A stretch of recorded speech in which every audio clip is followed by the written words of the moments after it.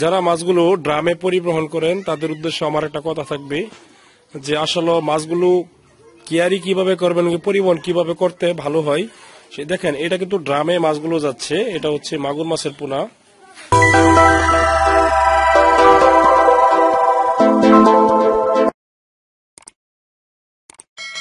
তো আপনাদেরকে কিছু আমি ভিডিওতে তথ্য দিব, তো আপনারা ভিডিওটি ধৈর্য সহকারে লক্ষ্য করবেন।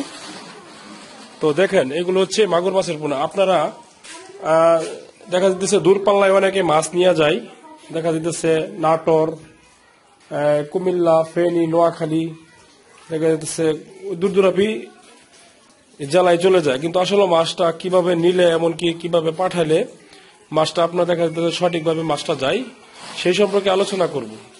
তো যদি আপনারা প্যাকেটে মাছগুলো দেন, যেমন দেখা যাচ্ছে পলিতে এমনকি ব্যাগে করে যদি মাছগুলো আপনারা দেন, তাহলে দেখা যাচ্ছে অক্সিজেন করে মাছগুলো ভালোভাবে যায়। আর ড্রামে দিলে দেখা যাচ্ছে ড্রামে অক্সিজেন ফিল করে, সেক্ষেত্রে মাছগুলো আপনার একটু মানে রিক্সের সম্ভাবনা থাকে। যেমন কিছু কিছু মাছ আছে বাতাস থেকে অক্সিজেন গ্রহণ করে, সেই মাছগুলো আপনারা এই ড্রামে দিতে পারবেন। কিন্তু আমি মনে করি ড্রামে মাছ মর্টালিটি হয়, কিন্তু আপনি মাছ দিবেন সবসময় প্যাকেটে, অক্সিজেন প্যাকেটে মাছ দিলে এই মাছটা সঠিকভাবে যায়। তো এমনকি মাছটা অক্সিজেন থাকা অবস্থায়, আর ড্রামে কোনো অক্সিজেন থাকে না, সেই বিধায় মাছগুলো একটু রিস্ক হতে পারে।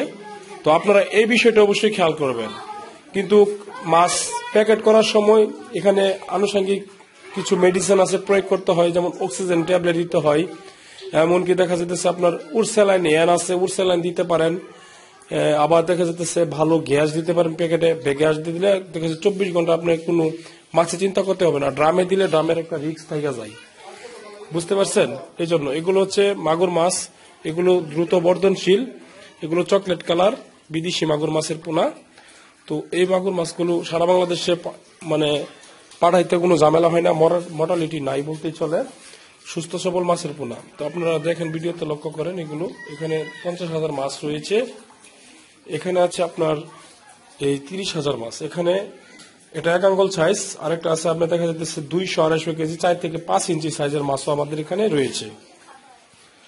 তো আমরা এই মাছগুলো পাঠাবো। দেখেন, আমি দেখাইতেছি একটু ড্রামে, এই যে দেখেন ড্রাম, এই মাছগুলো এটা বাতাস থেকে অক্সিজেন গ্রহণ করে এটা ড্রামে পাঠানো যায়। ড্রামে মাছগুলো মানে আমরা করছি, এখান থেকে মাছগুলো পাঠিয়ে দিব। এটা যাবে আপনার রাজশাহীর উদ্দেশ্যে।